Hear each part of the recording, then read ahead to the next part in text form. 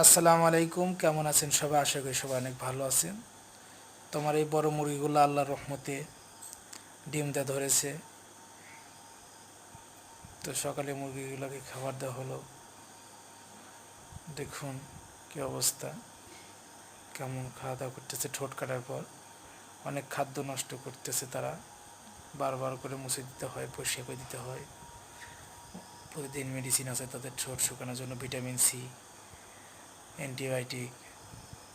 তাছাড়া মুরগির ঠোঁট শুকাবে না। তো আমার এই বড় মুরগির সেটগুলো প্রতিদিন প্রথমে চারটা চারটা করে ডিম দিল, তারপরে সাতটা, আজকে হয়তো 10টা দিয়েছে। তো আজকে যাব খাদ্য বানাতে আবার।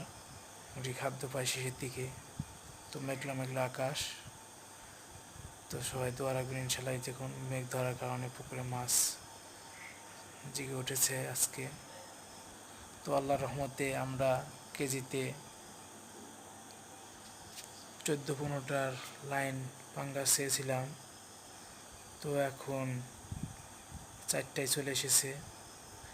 আর একটা পুকুর নিয়েছিলাম, সেটাও নেট করেছি, ছোট পাগার। এইদিকে আর একটা যে 500 পাঙ্গাস চেয়েছিলাম, তো ওই দেখুন নেট ফাটা, শিয়াল রাতে ফাটিয়েছে। তো এটাও নেট করেছি, অল্প বৃষ্টিতে পানি উপর উঠে যায় এই জন্যে।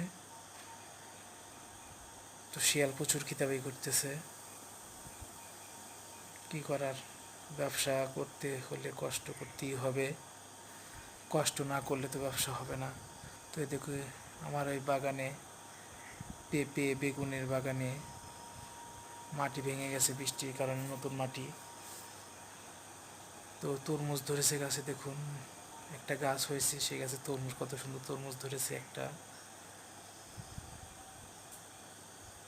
তো এদিকে বাঙ্গি গাছ গেছি, বাঙ্গি গাছ কত সুন্দর হয়েছে, কতগুলো ফুল ধরেছে দেখুন। তো সবাই দোয়া রাখবেন ইনশাল্লাহ। ভালো থাকুন।